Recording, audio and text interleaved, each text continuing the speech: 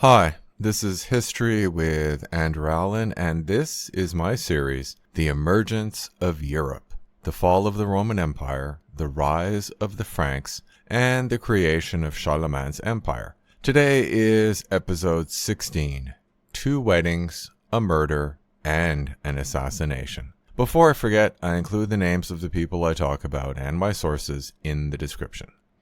As I explained last episode, the newly reunited Roman Empire suffered a setback when the Lombards conquered much of Italy. Since Justinian's successor Justin was preoccupied with a war against the Persian Empire, the imperial forces in Italy were unable to retake the lands lost to the Lombards. Meanwhile, Clothar had outlasted his brothers, his nephew, and even his grandnephew to reunite Greater Frankia into a single kingdom.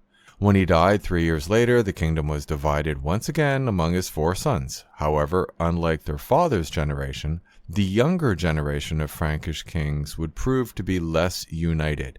In particular, Chilperic, the youngest brother, would repeatedly invade his brother's kingdom of Austrasia in an attempt to expand his lands. An opportunity appeared when Charibert, the oldest brother, died without an heir. So, who would inherit his kingdom? Well, a lot of people were probably asking that same question, but the only ones who mattered were the 3 surviving brothers, Guntram, Sigibert, and Chilperic. Understandably, they decided to divide the lands among themselves, but the debate was over which brother would slice off which chunk. Except someone unexpected claimed the throne. Theodosild, Charibert's former wife, concluded that since the bishops had not blessed marriage number 4, she was still legally queen. Thus, she could access the royal treasury. Clearly, Theodosild had some supporters among the royal guards, since they helped her carry the treasure onto carts, and did not simply slit her throat in order to divide the treasure among themselves and flee to a life of luxury in Italy or Hispania. Now Theodosild had 2 assets, the royal treasury and her status as queen. If she had had a baby son, she could have probably ruled as regent. Unfortunately, she did not have a son, so the other option was a marriage to someone powerful. Who was powerful enough? Apparently, she concluded that Guntram fit that description, since she sent him a proposal. Guntram responded with encouragement, so she rode with her followers and the carts loaded down with treasure to his capital. To her shock, Guntram was only interested in the treasure, which he promptly confiscated, and then threw her into a nunnery, after calling her unworthy of sharing his bed. Presumably her deficiency was an excessive ambition, since he would soon marry a former slave. Inspired by Guntram's example, the other brothers moved quickly and threw Charibert's daughters into convents as well. Now that little bit of drama had been resolved, the brothers could get back to work dividing Charibert's kingdom. Actually, there was a 5th brother, Gundevald. Although Gundevald had been rejected as a son by Clothar when he was a teenager, he had been raised among the royal family until then, so his brothers had welcomed him into their courts. Clothar may have rejected him because he knew that he would have to divide the kingdom in 4, so a 5th son would simply shrink the size of the individual kingdoms. Gundevald had spent much of his time in Paris, as if Charibert was preparing him to be his heir. When Charibert died, an opening appeared. Gundevald was familiar with Paris, so he was the obvious choice to succeed Charibert. Naturally, he would thank his older brothers with a gift of land to each of them. After all, Charibert had received the largest kingdom because he was the eldest. Gundevald would undoubtedly accept a smaller kingdom in order to become king. He probably would have, although honestly he would have had no choice. In the end, Guntram, Sigibert, and Chilperic decided that it would be simpler to divide Charibert's kingdom between the 3 of them. It would be awkward to have Gundevald remain in Frankia, roaming from court to court complaining that he had been cheated out of a kingdom, so they exiled him. First, they gave him a haircut. This was not a makeover intended to help him impress the young women at his new destination. Men from the royal family did not cut their hair, believing that it was a symbol of virility, and Gundevald had been permitted to let his hair grow. Once he was removed from the succession, the brothers made sure that it was clear to everyone, so Gundevald was given a haircut. He was then sent to Cologne, basically the edge of Frankia. After Gundevald had been dealt with, the three legitimate brothers met in the early spring of 568 to divide Charibert's kingdom. The division of the kingdom was more about tax revenue than geography. Paris became neutral territory, and its tax revenue would be divided equally between the three brothers. Guntram already had most of Charibert's treasure, so he modestly agreed to a few port cities on the Mediterranean and the Atlantic coasts. Chilperic's lands expanded south since he gained most of Normandy and a large chunk of Aquitaine, but the lands in Normandy and Aquitaine were separated because Sigibert had claimed the region around the prosperous cities of Tours and Bordeaux, while Guntram also had chunks of Normandy and Aquitaine. If the brothers were on good terms with each other, this patchwork division would not have been a problem, but there was already bad blood between Sigibert and Chilperic. When the Avars had invaded the eastern border of Austrasia, Sigibert had marched out to defend his lands. Naturally, he had asked his brothers for help, and unsurprisingly, they had ignored his request. However, Chilperic had taken advantage of the Avar invasion in the east to attack Sigibert's cities in the west. Sigibert quickly made peace with the Avars and drove out Chilperic's men, even capturing his young son Prince Theudebert. So, it should not be a surprise that Chilperic reacted to the division by attempting to capture Tours and Poitiers, and he was defeated again. While Chilperic had failed to expand into Sigibert's lands, his acquisition of part of Aquitaine meant that his lands now bordered the Visigoth kingdom in Hispania, which was ruled by Sigibert's father-in-law. Well, this situation presented an opportunity. Athanagild had another daughter, and Chilperic had suddenly become the neighbor of the Visigoths, so his marriage proposal could not be ignored. To sweeten the proposal, Chilperic offered the entire southern third of his kingdom as the mourning gift to his prospective bride. All kings offered estates as the mourning gift, given literally the morning after the marriage was consummated, but this gift was generous, bordering on dangerous. The gift of estates was basically intended to ensure that a queen could continue the lifestyle that she was accustomed to if her husband died or more likely divorced her. This gift offered the possibility of extending the Visigoth kingdom far north over the Pyrenees, so Athanagild agreed, presumably after checking the proposal for any small print. However, he had one condition. Galswintha would convert from Arianism to Catholicism like her sister, but Chilperic would have to swear that he would be faithful to his wife and have no concubines. Chilperic may have been infatuated with Fredegund, but he wanted this marriage alliance, so he agreed.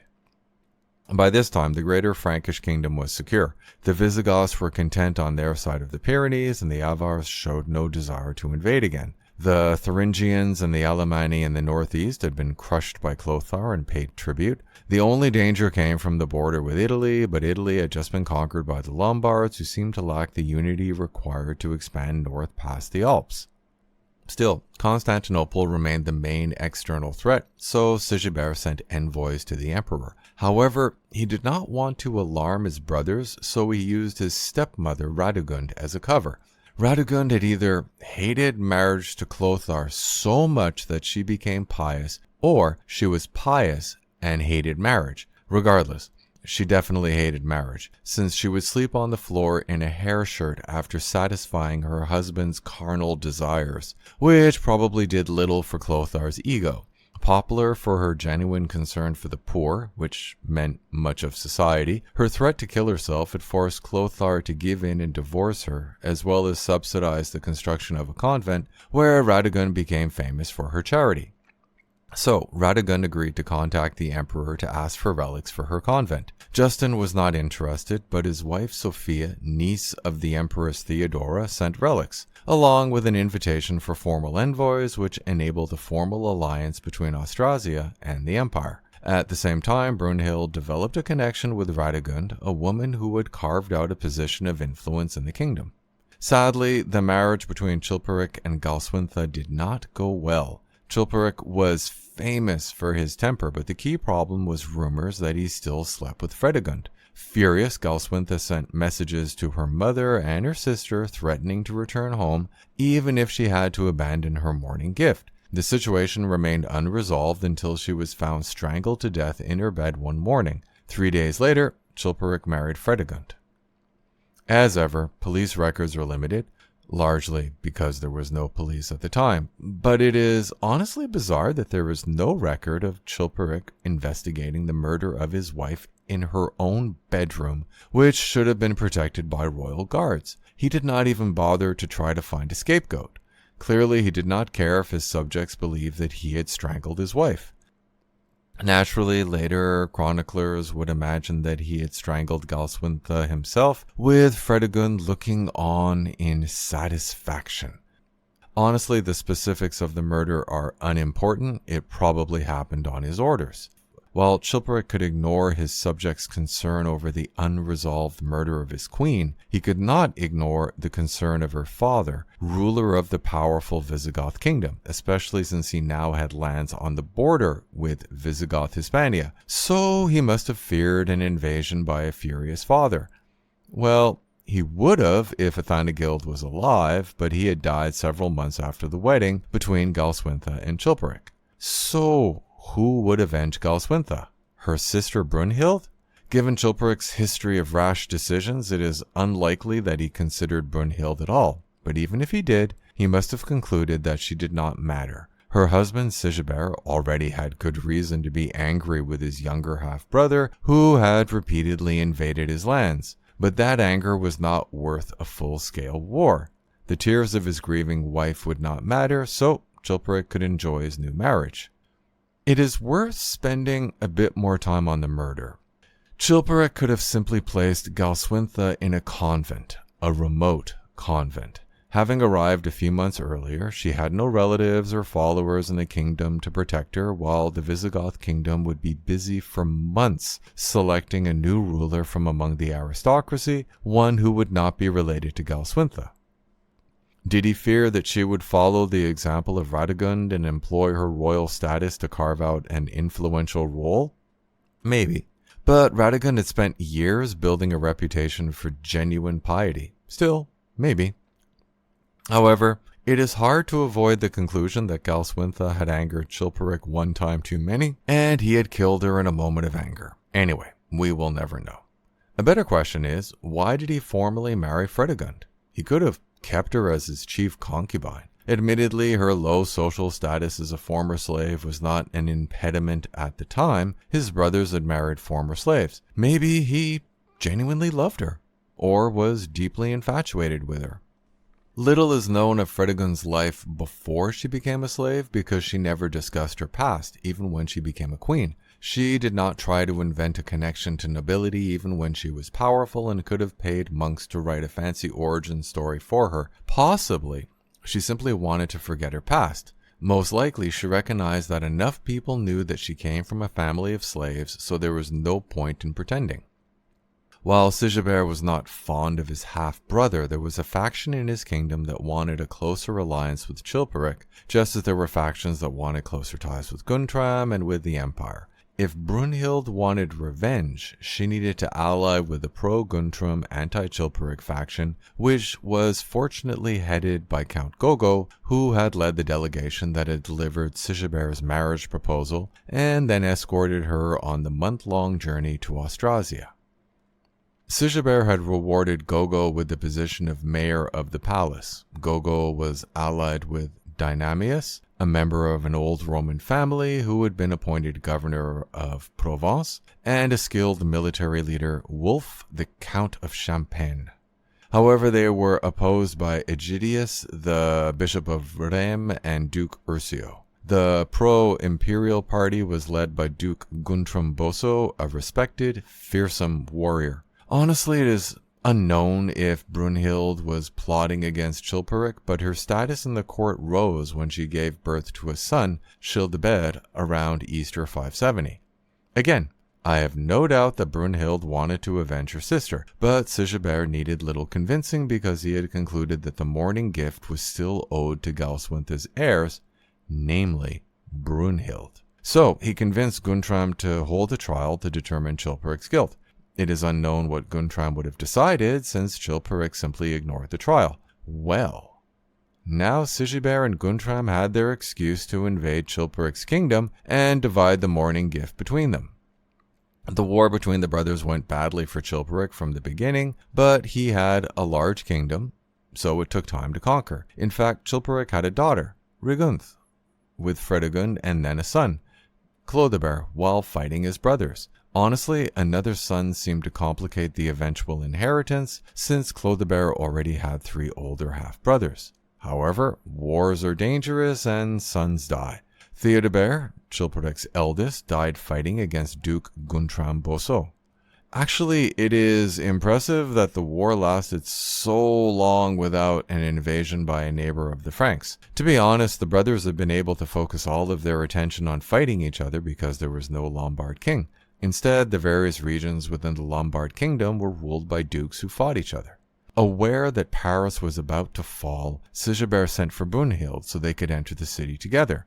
Brunhild received another letter from Germanus, Bishop of Paris, asking her to persuade the king to accept his offer to surrender the city in exchange for a promise not to loot. Apparently, she convinced Sigibert, since the city was spared major destruction. By then, Brunhild had used her influence to arrange for a priest named Gregory to be appointed Bishop of Tours, which was a diocese independent of the local archbishop, responsible only to the pope. When Brunhild rode into Paris by Sigibert's side in triumph, Fredegund was giving birth in Tournai, which was under siege, as news arrived every day of Chilperic's followers switching sides. Then news arrived that Sigibert had been assassinated. There is a story that Fredegund had convinced 2 slave boys to place poison on their blades and use their low status to get close enough to cut him. The poison would do the work. It is undoubtedly a story, but he was assassinated when he rode into Nuestria, probably overconfident and accompanied by too few bodyguards. Part of the reason why Sigibert may have been assassinated is that Frankish kings did not assassinate each other. They fought battles, so he was easily caught unaware.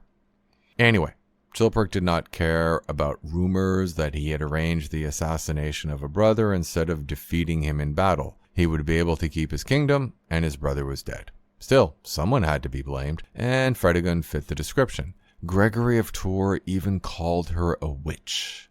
To sum up, when Charibert died, his 3 brothers divided his kingdom between them. The brothers had increased their lands without the risk of war and should have been satisfied. Well, Sigibert and Guntram were satisfied, but Chilperic made another attempt to take part of Sigibert's lands. It failed, but he did manage to marry Brunhild's older sister Galswintha, thus raising his status. Unfortunately, the marriage did not go well. Chilperic had agreed to end his relationship with his concubine Fredegund, but apparently didn't. When Galswintha found out, she reacted badly. Then she was murdered by someone in the royal bedchamber. Instead of grieving, Chilperic married Fredegund. It is doubtful that Sigibert or Guntram were bothered that Chilperic's wife had been murdered, but they wanted Galswintha's lands, so they invaded. The war lasted for years, but eventually most of Chilperic's nobles deserted him. Chilperic was on the verge of losing his entire kingdom when Sigibert was assassinated. The reversal of fortune cannot be overstated. Chilperic's kingdom had not only been saved, but Sigibert's kingdom was vulnerable since his heir was a child. So, would Chilperic be able to conquer Austrasia? I will answer that question next episode. Thanks for listening. If you liked the episode and want to support me, I include a link to my Patreon in the description. Or you can buy me a coffee.